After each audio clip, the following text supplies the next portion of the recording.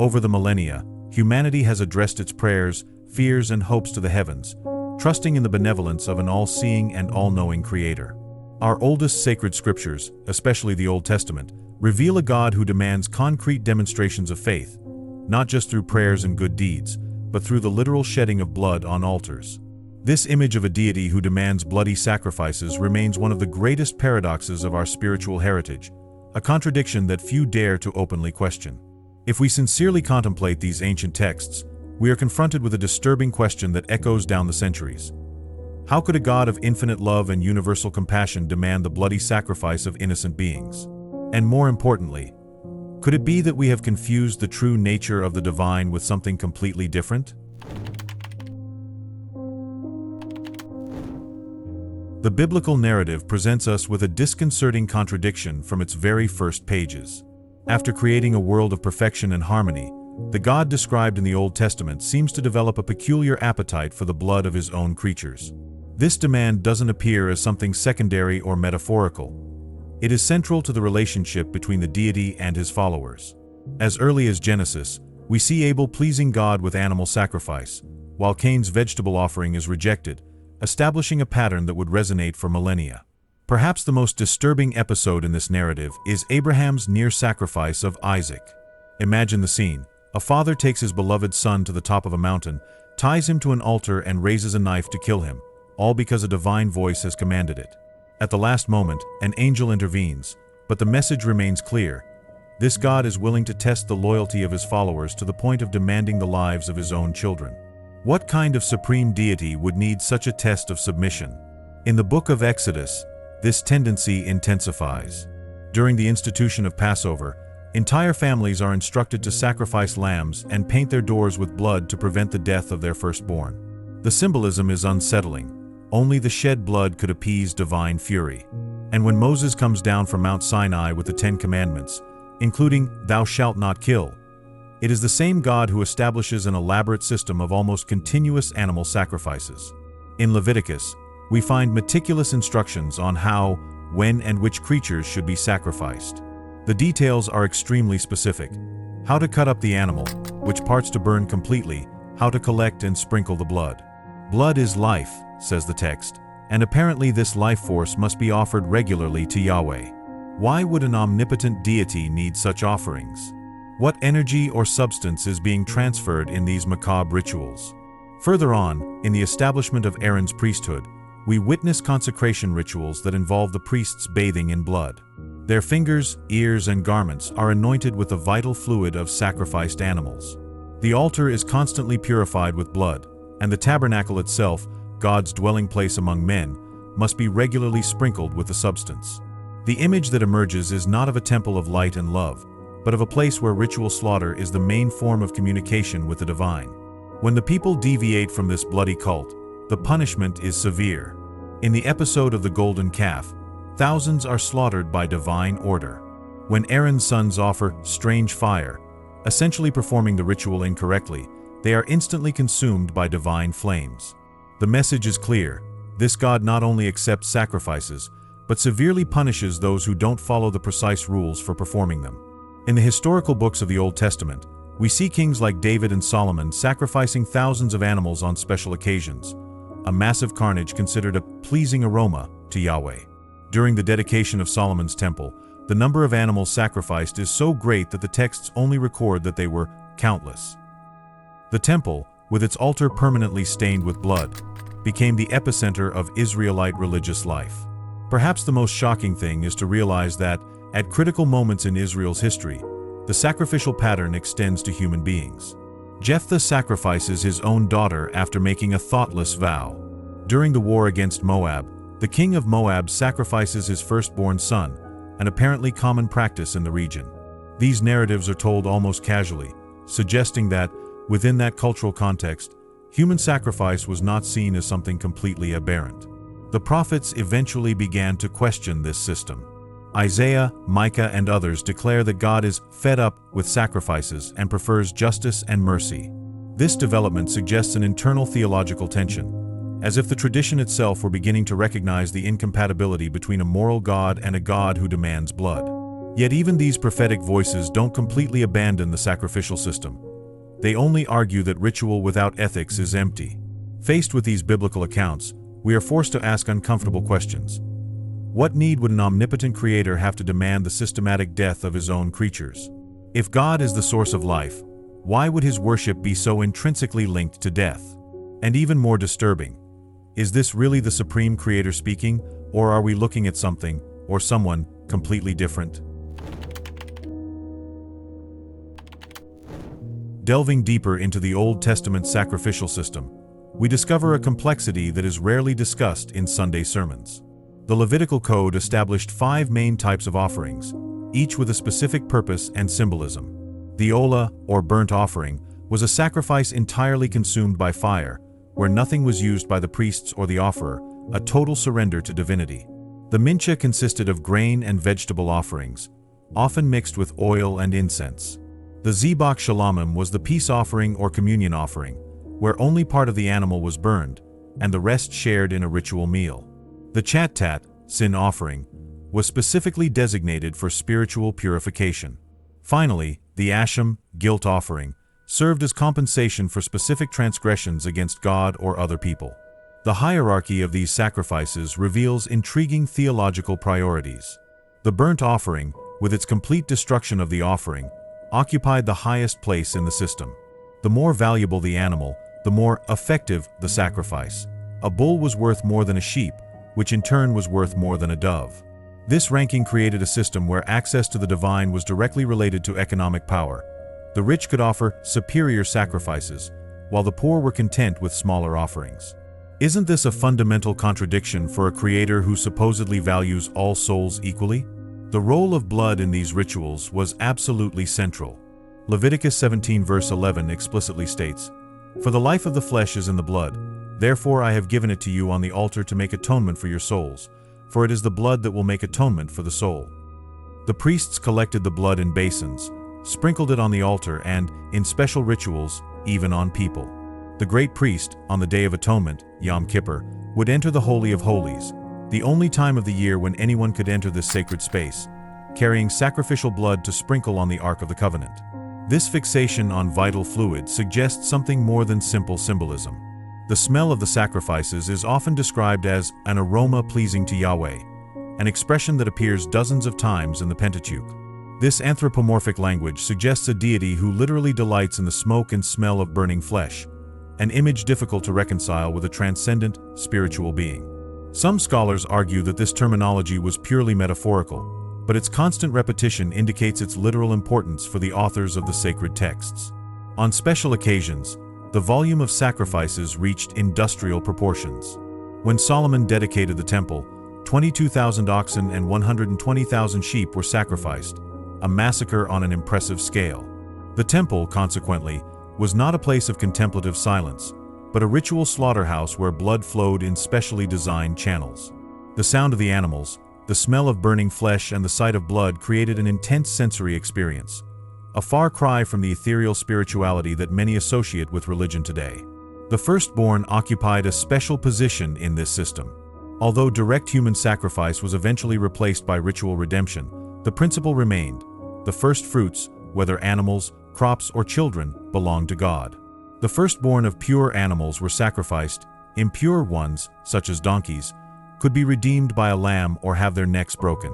Human firstborns were redeemed through substitutionary offerings, but the underlying concept that the deity had primordial right over the life of the firstborn remained intact.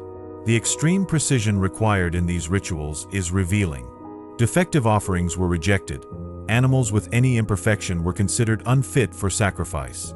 Even the type of wood used, the composition of the incense, and the priestly vestments were governed by meticulous instructions. This obsession with ritual detail suggests not a search for spiritual sincerity, but a precise spiritual technology, as if the sacrifices worked like a formula or recipe which, if executed correctly, would produce specific results. What kind of deity would be so concerned with ritualistic minutiae to the detriment of sincere intention? The consequences of ritualistic errors were often fatal. Nadab and Abihu, Aaron's sons, were consumed by divine fire for offering strange fire. King Uzziah was struck with leprosy when he tried to offer incense without being a priest. When the Ark of the Covenant was being transported and Uzzah touched it to stabilize it, he was immediately killed. This ritual relentlessness presents a deity more concerned with protocols than intentions, a God who values adherence to rules more than the purity of heart of his worshippers. Israel's religious calendar was structured around cyclical sacrifices. Every morning and evening, lambs were sacrificed in the so-called perpetual sacrifice. Every Sabbath, additional sacrifices were made. Every new moon, every annual festival, every transition of life, from birth to death, required bloodshed. This timed regularity suggests a system designed not only to express devotion, but to maintain a constant flow of ritual energy directed towards the deity, almost like a continuous feeding mechanism. Curiously, at no point do the sacred texts satisfactorily explain why an omnipotent creator would need this constant flow of sacrifices. If God is self-sufficient and all-powerful, what benefit would he derive from this elaborate system? The question becomes even more disturbing when we consider that the Israelite sacrificial system, although unique in some respects, shared fundamental characteristics with neighboring cults of deities such as Baal, Moloch, and Dagon, entities that Yahweh himself declared to be false. Why would the worship of the true God be so similar to the worship of false gods? The similarities between the cult of Yahweh and the religious practices of Israel's neighboring cultures are not superficial coincidences, but deep structural parallels that are rarely addressed in traditional religious circles. Archaeological excavations throughout the Levant region have revealed practically identical sacrificial altars in temples dedicated to various deities. The very architecture of Solomon's temple, with its outer court, inner sanctuary, and Holy of Holies, followed a pattern found in much older Canaanite temples. This sharing of forms suggests not only cultural influence, but a ritual continuity that transcends supposed theological boundaries. El, the father of the gods in the Canaanite pantheon, was often portrayed as an elder god, creator, and judge, characteristics later attributed to Yahweh. Interestingly, many of the first divine names in the Bible are composed with El, Israel, Samuel, Daniel, Gabriel, not Yahweh. Ugaritic texts discovered in Ras Shamra show El presiding over a divine council, an image echoed in the biblical passages where Yahweh consults a heavenly assembly. These parallels suggest that the figure of Yahweh may have incorporated attributes of El in a process of religious syncretism that later editors of the Bible tried to obscure. Baal, the storm god widely worshipped by the Canaanites, shared with Yahweh attributes such as control over thunder, rain, and fertility. Both were portrayed as divine warriors who rode clouds and hurled thunderbolts at their enemies. The epithets used for Baal in the Ugaritic texts are surprisingly similar to those used for Yahweh in the Psalms and other biblical poetic texts. The constant polemic against Baal in the prophetic texts can be understood not only as opposition to a foreign god, but as an effort to differentiate between two deities who, for the common people, had overlapping characteristics. Moloch, often condemned in biblical texts, was a deity associated with child sacrifice.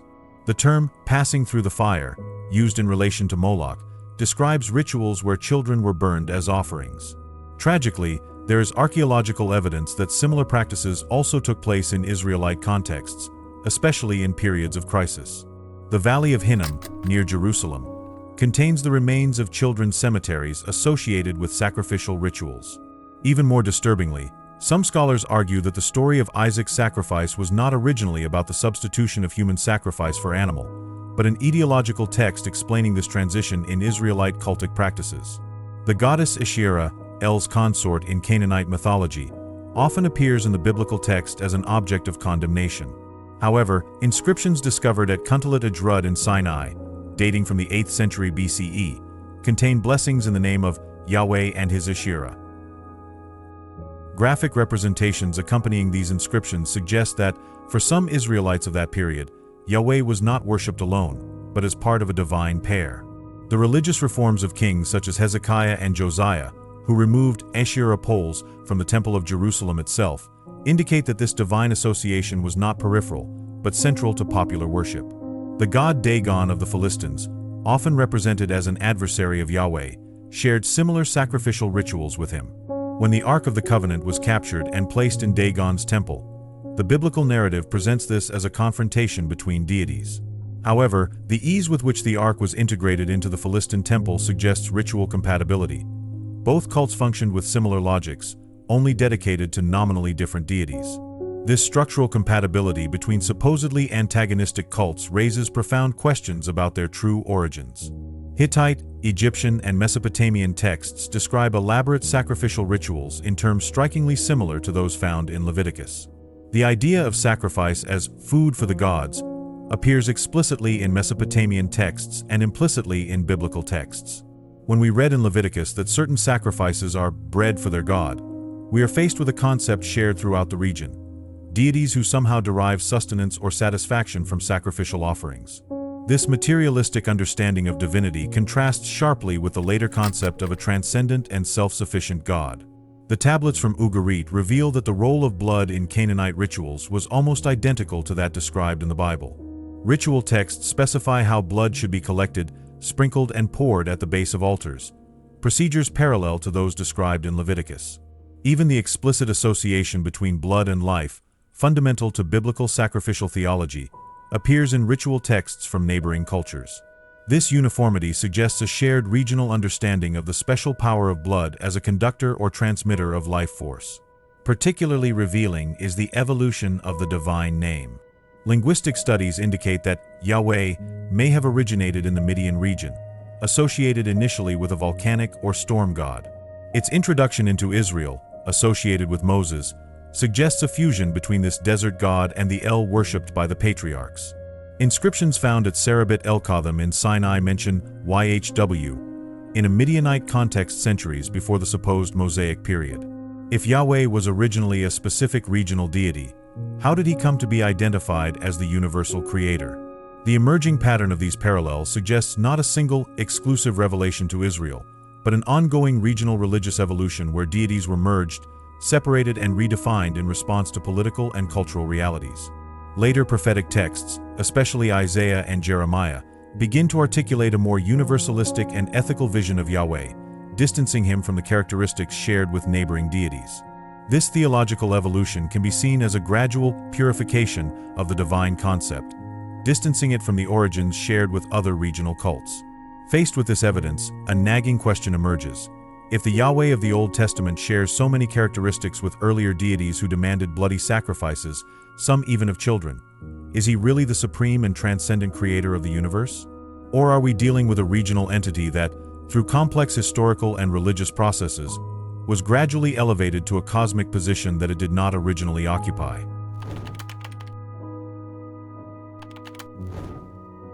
The Gnostic tradition of the first centuries of our era proposes a radical interpretation that resolves many of the contradictions we find in the sacred texts. According to the Gnostics, there is a fundamental distinction between the true supreme God, often called the unknown Father or the Abyss, and the Demiurge, an inferior being who created the material world and proclaims himself to be the supreme God. This demiurgic entity, which the Gnostics identified with the God of the Old Testament, would be an imperfect, possessive, and often cruel being who keeps human souls imprisoned in matter through religious systems based on fear and guilt. Gnostic texts such as the Apocrypha of John describe this demiurge, called Yaldabaoth or Saklas, as an arrogant being who declares, "I am God, and there is no God but me," ignoring the existence of the true kingdom of light above him. This view would explain why the God who demands sacrifices in the Old Testament often shows very human emotions such as jealousy, anger, and vengefulness. This would not be the behavior expected of a perfect supreme being, but understandable characteristics in a limited entity that is itself subject to passions and needs. The idea that the true transcendent creator would never demand bloody sacrifices is echoed in various mystical traditions around the world. The Essenes, a contemplative Jewish community contemporary to Jesus, completely rejected the sacrifices of the temple, considering them a corruption of true spirituality. They practiced a purely ethical religion, based on inner purity and spiritual communion. Essene writings such as the Damascus document suggest that the sacrificial system had been a divine concession to the hardness of the human heart, not an expression of the Creator's original will. Neoplatonic philosophies such as those of Plotinus considered the idea of a transcendent God who needed material offerings to be absurd. The one, or supreme divine principle, is absolutely self-sufficient. Nothing can be added or taken away from its perfection. Any deity that required sacrifices would, by definition, be an intermediate and imperfect being, not the ultimate creative principle. This philosophical understanding resonated with the mystical intuitions of contemplatives and ascetics who, in meditative ecstasy, experienced a fundamentally loving and non-violent divinity. The medieval Jewish Kabbalistic movement developed the concept of the Ein Sof, the limitless infinite that is beyond all categories and descriptions. This esoteric understanding of the supreme deity stands in stark contrast to the anthropomorphic Yahweh of the literal biblical texts. The Ein Sof has no needs or desires, demands no worship or sacrifices. He manifests himself through the Sphirot, divine emanations, but his essence always remains transcendent and complete in itself. Kabbalists often interpreted the sacrificial passages of the Torah as spiritual allegories, revealing their discomfort with the literalness of these texts. Ancient shamanic traditions around the world recognize the existence of spiritual entities that feed on vital energy. These entities, often described as hungry gods or subtle predatory beings, demand sacrifices in exchange for temporary favors. However, these traditions generally distinguish such beings from the Great Spirit or ultimate cosmic consciousness, which is seen as the benevolent source of all life. This cross-cultural parallel suggests that the practice of bloody sacrifices may be universally associated not with the supreme deity, but with intermediary beings with specific energetic needs.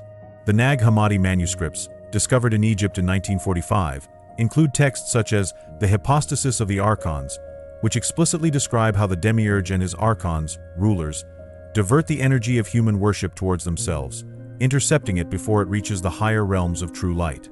Bloody sacrifices would be the most effective method for this energetic transfer, as blood contains the most concentrated vital essence. This view offers a functional explanation for the sacrificial system, not as authentic communication with the divine, but as a mechanism for energy extraction. Analysis of the altered states of consciousness induced by sacrificial rituals offers another revealing perspective. The terror, adrenaline, and endorphin release associated with bloodshed create powerful emotional states that alter perception. These states can facilitate genuinely transcendent experiences, but they also make the human mind more suggestible to external influences. From an energetic point of view, these rituals open portals between dimensions of reality. But what kind of entities are attracted to blood, and what kind of entities prefer communication through more subtle and nonviolent means? Hermetic wisdom, expressed in the maxim, as above, so below, suggests that we can discern the nature of a deity by the effects of its worship.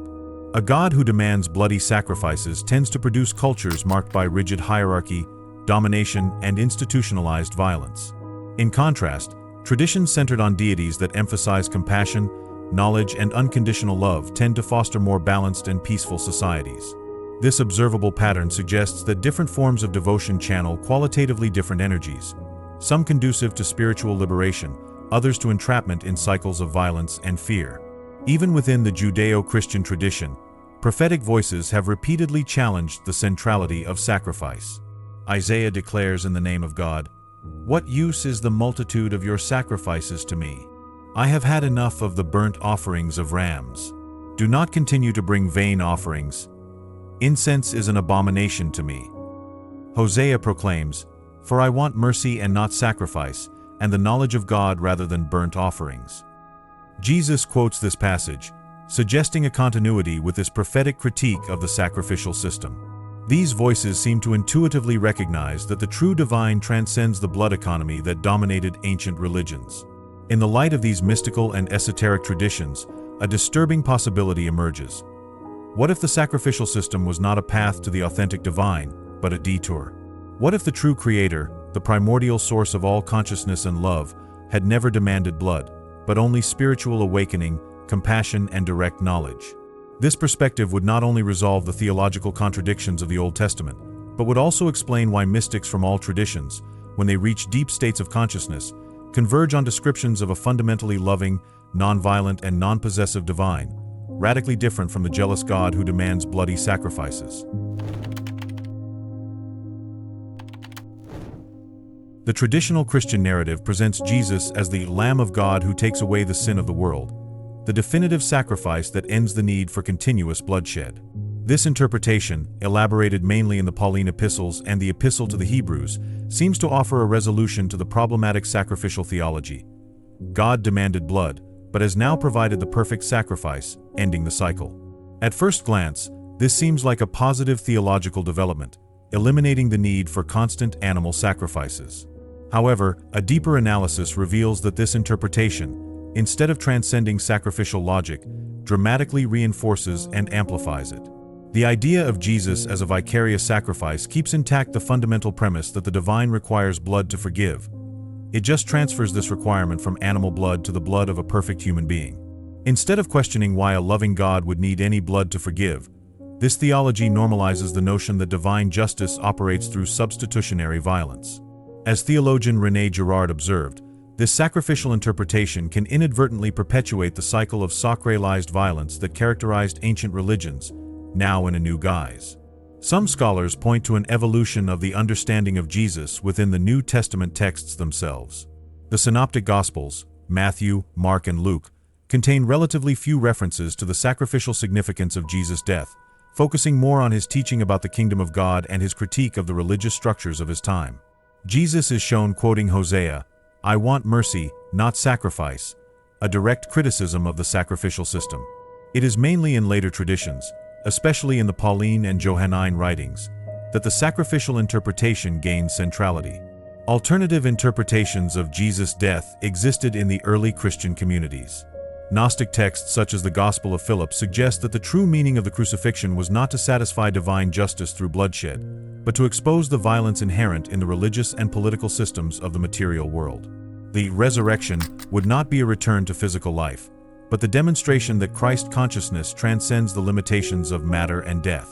These interpretations were systematically suppressed when institutional Christianity aligned itself with Roman imperial power.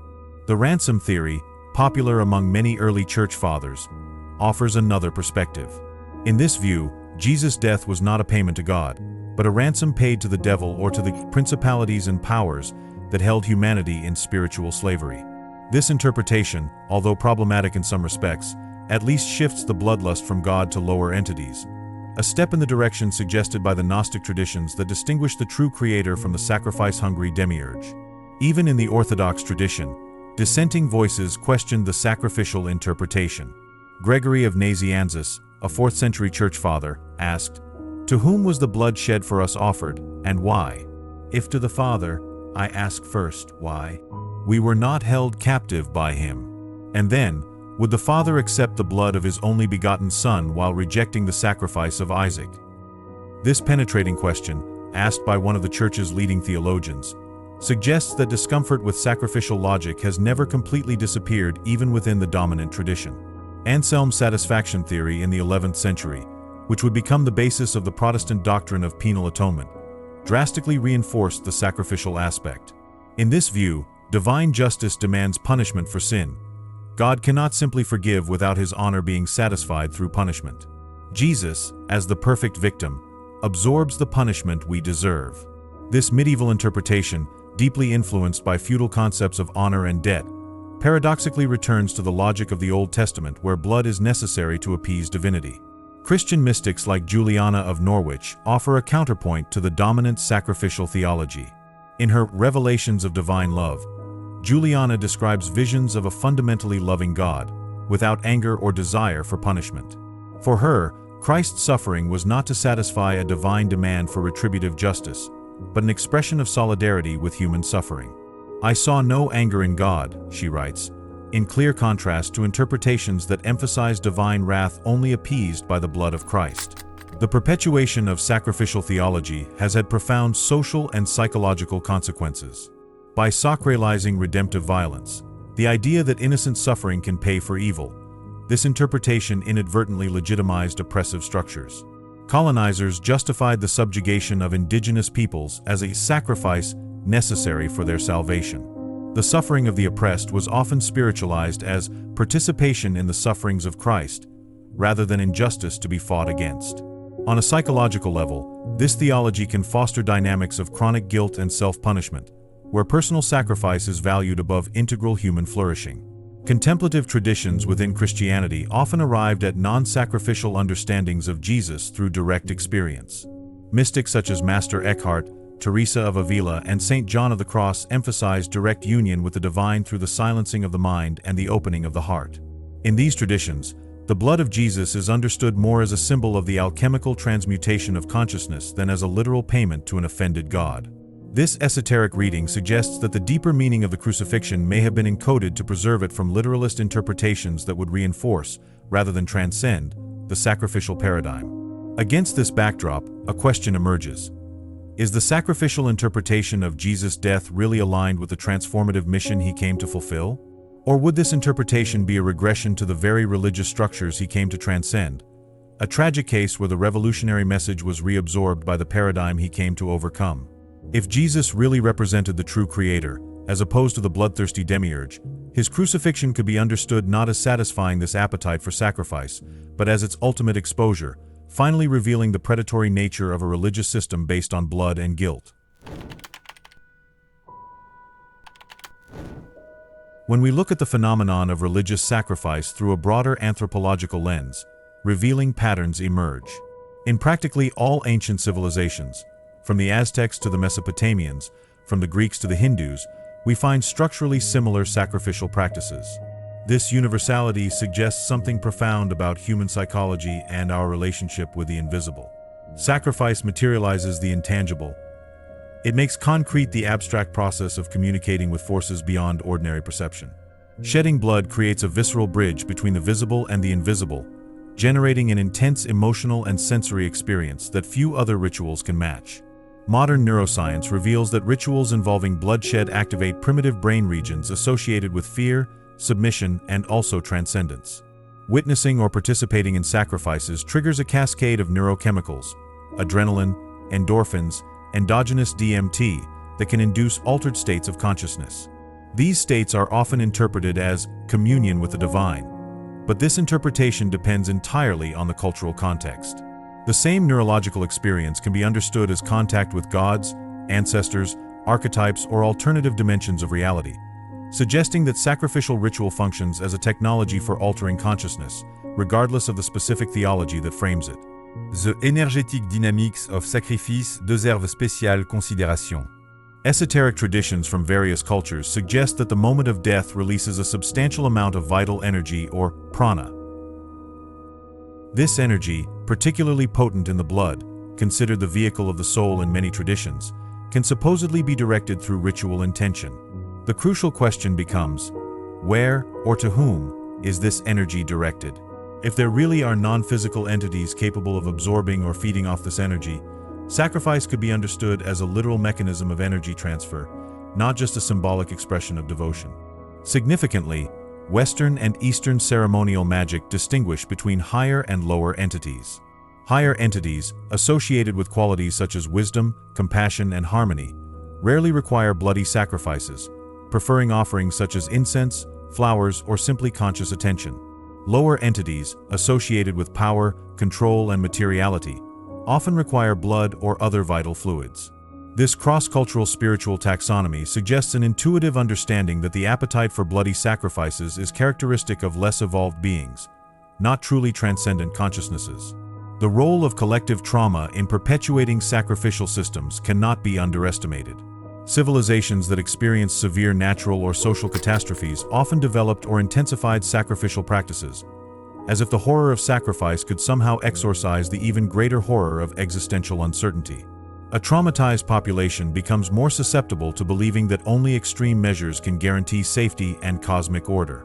In this context, sacrifice functions as a collective psychological defense mechanism, organizing and channeling diffuse fear into a controlled ritual where anxiety is temporarily relieved through the illusion of influence over chaotic forces.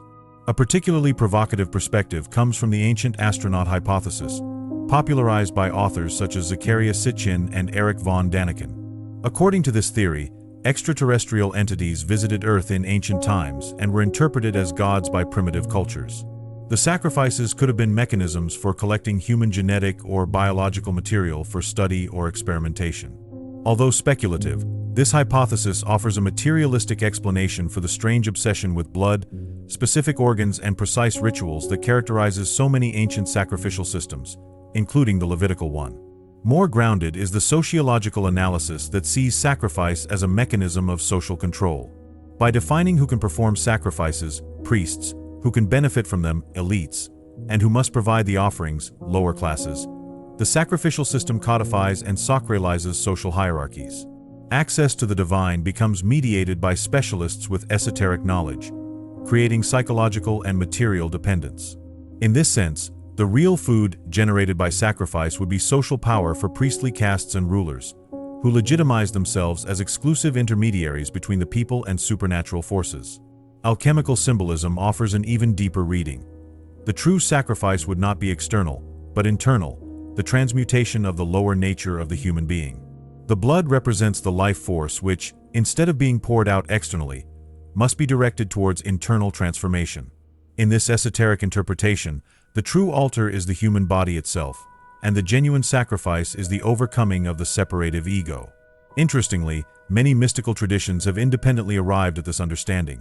From Taoism to Sufism, from Tantric Buddhism to certain currents of Kabbalah, suggesting a transcultural psycho-spiritual truth that transcends literal sacrificial systems. Particularly significant is the spiritual evolution observable in traditions that initially practiced bloody sacrifices. Ancient Hinduism, for example, included elaborate rituals of animal, and possibly human in its early days, sacrifice, but gradually replaced these practices with plant offerings, clarified butter, and finally purely symbolic sacrifices. This evolution seems to follow a universal pattern. As the spiritual consciousness of a culture matures, bloody sacrifices are progressively abandoned in favor of non-violent practices. This pattern suggests a consistent spiritual evolutionary trajectory that transcends specific cultural differences. Contemporary psychedelic research offers another relevant perspective. Substances such as ayahuasca, psilocybin, and DMT often induce experiences of contact with apparently autonomous entities. Interestingly, reports of these encounters tend to fall into two main categories: benevolent entities offering healing, knowledge, and unconditional love, and manipulative entities demanding devotion, energy, or worship. This dichotomy, emerging spontaneously in modern experimental contexts, remarkably echoes the Gnostic distinction between the true creator and the demiurge, suggesting that this spiritual taxonomy may reflect an objective reality in the realm of consciousness, not just arbitrary cultural constructs. In the light of these multiple perspectives, an intriguing possibility emerges. Bloody sacrifice may have been a primitive spiritual technology, effective for establishing contact with certain dimensions or entities, but fundamentally limited and potentially aimed at beings who do not represent the ultimate creative consciousness. As humanity evolves spiritually, new technologies of transcendence, based on meditative states, universal compassion, and direct knowledge, gradually replace the old blood altars. This evolution would not represent an abandonment of the sacred, but its refinement, the progressive discovery that the true creator has never demanded blood, but has always invited us to an awakening of consciousness that transcends both fear and the need to sacrifice any living being in the name of the divine. Whatever the ultimate truth behind the ancient sacrificial altars, one thing seems certain: our understanding of the divine continues to evolve, gradually moving from conceptions based on fear and submission to visions founded on compassionate love and direct knowledge. If you're interested in exploring more about spirituality, I've specially selected for you some videos full of profound insights and fascinating discoveries that you'll love. Just click on one of them. Don't forget to subscribe to the channel to continue this journey of self-discovery and spiritual learning. Your commitment to knowledge is the first step towards transforming your reality.